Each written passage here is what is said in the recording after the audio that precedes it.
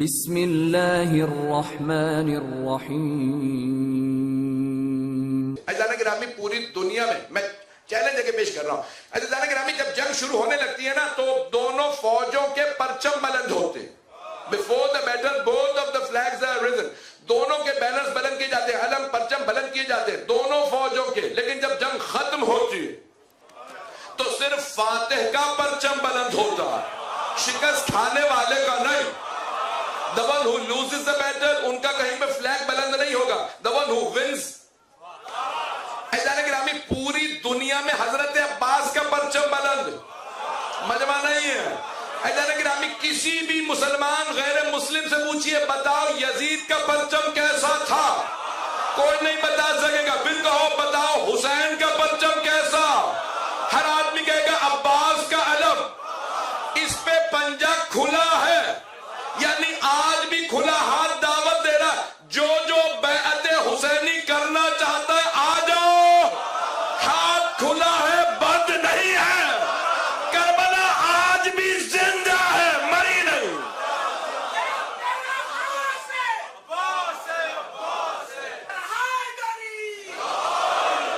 توجہ فرما رہے ہیں عزیزان گرامی؟ عزیزان گرامی، عام افراد نہیں، ہم لوگ سپاہی ہوں گے۔ یہ 313 جرنیل چاہیے، شاید ابھی بھی نہیں پہنچے ہیں۔ عزیزان گرامی، ہم سب سپاہی ہوں گے، امام کو 313 جرنیل چاہیے۔ Generals 313 generals, not soldiers. We are all soldiers, he needs generals۔ پتہ نہیں مجمع ہے یا نہیں ہے۔ امام زمانہ پوری دنیا میں حکومت کریں گے، 313 جرنیل چاہیے۔ جرنیل وہ بھی عام لوگ نہیں، اپنے لشکر کے لیے۔ امام کا معیار اتنا بلند ہے کہ اللہ نے کہا سب کو ایک ایک جرنیل چلتا تھا۔ پتہ نہیں لوگ ہیں یا نہیں۔ مولا علی نے کہا مالک اشتر کافی ہے۔ امام زمانہ کہیں گے ساری دنیا میں 313۔ آقا وحید خراسانی کی تقریر ہے، ایران میں ایک مؤسسہ بنا ہے، اسپیشلائزیشن آن دا 12th امام، مہدویت کے اوپر اور اسپیشلائزیشن کرتے ہیں۔ ان کا جملہ ہے، کہا یہ کیسے ہوں گے 313؟ کہا آپ نے فرمایا کہ حدیث میں ہے ایک ایک کے پاس تلوار ہوگی اور ہر ایک کی تلوار میں 1000 اللہ کے نام ہو۔ یہ جو جرنیل ہوں گے کہ ہر ایک کے پاس طی الارض ہوگا، وہ یہاں سے چلیں گے فوراً کربلا پہنچ کے زیارت کریں گے، ایک ہی رات میں وہاں سے نجف جائیں گے، مشہد جائیں گے، زیارت کر کے رات میں واپس بھی آ جائیں گے۔ آپ تو پریشان ہو کے سن رہے ہیں۔ جس کے 313 ایسے ہوں، سوچئے وہ امام کیسے ہوں گے۔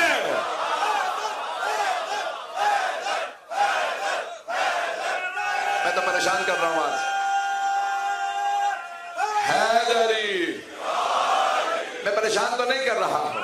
عزیزان گرامی، یہ جو آیت میں نے بھی پڑھی سورہ حدید کی، اللہ فرما رہا ہے کہ ہم نے اپنے رسولوں کو بھیجا روشن نشانیوں کے ساتھ، میزان کے ساتھ، لِيَقُومَ النَّاسُ بِالْقِسْطِ۔ اس کے فوراً بعد اللہ فرماتا ہے وَأَنزَلْنَا الْحَدِيدَ فِيهِ بَأْسٌ شَدِيدٌ، اور ہم نے لوہا اتارا جو بہت ہی مضبوط ہے۔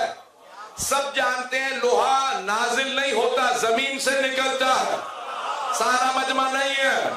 ہاتھ جوڑ کے درخواست کر رہا ہوں، اللہ فرما رہا ہے وَأَنزَلْنَا الْحَدِيدَ فِيهِ بَأْسٌ شَدِيدٌ۔ اللہ فرما رہا ہے نبیوں کے ساتھ جو لوگ ہوتے ہیں وہ قیام کرتے ہیں، وہ رائز کرتے ہیں، وہ لڑتے ہیں۔ اس کے فوراً بعد اللہ کہتا ہے ہم نے لوہا اتارا ہے۔ لوہا اتارا نہیں جاتا، لوہا زمین سے نکلتا ہے۔ جیسے کوئلے کی مائن سے نکلتا ہے، سونا سونے کی مائن سے، توجہ، چاندی چاندی کی مائن سے، لوہا لوہے کی مائن سے۔ لیکن ایک لوہا اترا ہے، نام ذوالفقار ہے، تو مانو نبیوں کا مددگار۔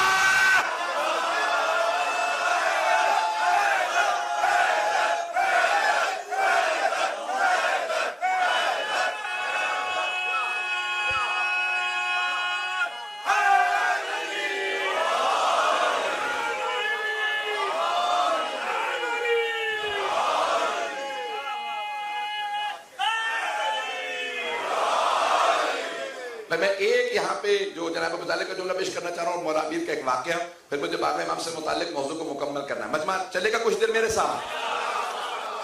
عزیزان گرامی جب ایک مرتبہ سوال کیا تھا کسی نے کہ آپ ہماری کتابوں میں لکھا ہے متعدد روایات کی کتاب میں حضرت ابو طالب جناب اسماعیل و ابراہیم کے اوصیاء میں سے تھے،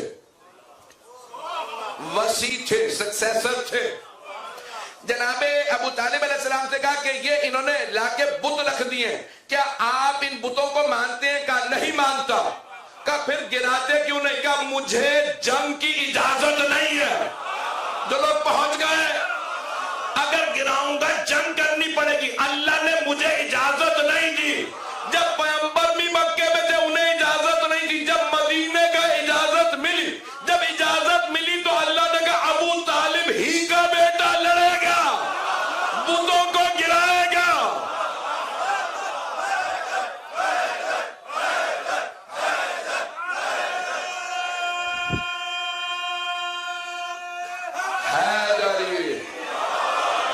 لفظ آیا قتال، قتل نہیں قتال۔ جو لوگ پہنچ رہے ہیں ان سب پہ سلام۔ جن لوگوں نے دہرایا میرے سلام کو، قتال کے قرآن کریم میں دیا، قتال کہتے ہیں جنگ کو، کہ مجھے قتال کا جنگ کا حکم نہیں ہے۔ میرے جملے پہنچ رہے ہیں جانے گرامی؟ ایک نوجوانوں کے لیے، بچوں کے لیے اس واقعے کو پیش کر رہا ہوں تاکہ مجھے انشاءاللہ تعالی آپ بزرگوں کی تو دعائیں ملیں گی ہی ملیں گی، میں ممنون ہوں آپ کی محبتوں کا، تاکہ مجمع میرے ساتھ متصل رہے۔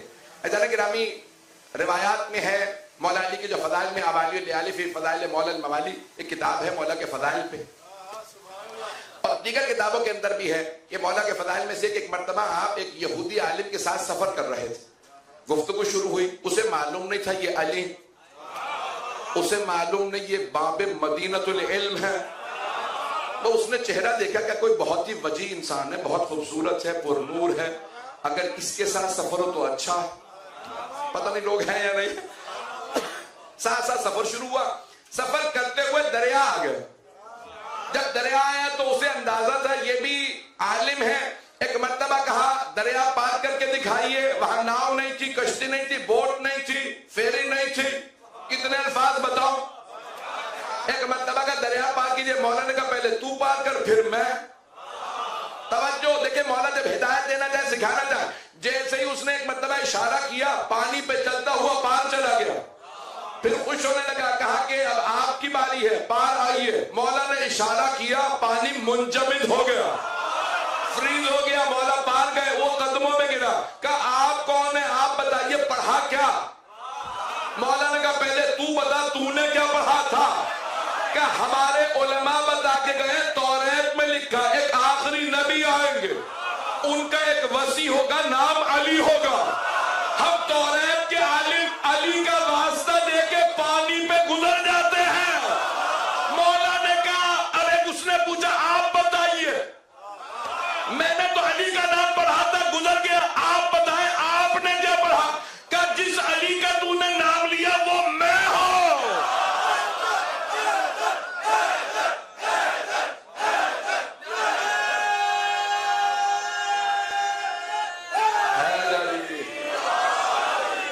میرے بھائی پہنچ رہے ہیں، اذان گرامی مجمع ابھی تک ہے میرے ساتھ، ہاتھ جوڑ کے کہہ رہا ہوں سارا مجمع میرے ساتھ رہے۔ تو اذان گرامی کئی افراد کہتے ہیں ہم نے اتنے بڑے بڑے گناہ کیے، کچھ نہیں ہوا، چھوٹا گناہ کیا، اتنے مسائل کھڑے ہوئے۔ اللہ کیا کرتا ہے؟ پردے ڈالتا رہتا ہے، ایک وقت آتا ہے کہ اللہ پردے ہٹا دیتا۔ کئی لوگوں کے عیب چھپے ہوئے تھے، غدیر میں سب ایکسپوز ہو گئے، اللہ نے کہا میں سب کو چھپاتا رہوں گا۔ عزیزان گرامی شیطان بھی چھپا ہوا تھا، جب آدم کے سجدے کا وقت آیا فرشتے ظاہر دیکھ کے کہہ رہے تھے ہم سے زیادہ عبادت کر رہا، اللہ کہہ رہا تھا میں دلوں کے بھید جانتا ہوں، اللہ دلوں کے بھید جانتا ہے۔ شیطان کی عبادت رد نہیں ہوئی، شیطان کی عبادت قبول ہی نہیں ہوئی تھی، کچھ لوگ پہنچ گئے ہیں۔ عزیزان گرامی اللہ صرف اس عمل کو قبول کرتا ہے جو تقوی پہ ہو، ممکن نہیں ایک جو پہنچ گئے ان پہ سلام، ممکن نہیں اللہ ایک سجدے کے بدلے میں 6000 سال عبادت رد کر دے۔ مولا نے نہج البلاغہ میں فرمایا 6000 سال عبادت کی تھی شیطان نے، پھر مولا فرماتے ہیں یہ نہیں پتا زمین کے 6000 سال یا آسمان کے، پتہ نہیں لوگ ہیں یا نہیں، وہاں کا ایک دن یہاں کے پریشانی چل رہا ہے. مولا فرما رہے اتنی عبادت اور ایک سجدے میں رد. تو کیا ہوا عزیزان گرامی؟ شیطان کی عبادت قبول ہی نہیں ہو رہی تھی. سب دکھاوا تھا, ریاکاری تھی, منافقت تھی. شیطانوں کی آنکھ بھئی یہ شیطان تھا, سارے کے سارے اپنے اعمال کو چھپائے بیٹھا تھا, بتا نہیں رہا تھا میرے دل میں کیا ہے. اس کے دل میں بغض و کینہ تھا آدم کا. جو آدم کا بغض رکھے اللہ اس پہ لعنت کرے. جو فخر آدم علی کا بغض رکھے غدیر میں پتھر آئے.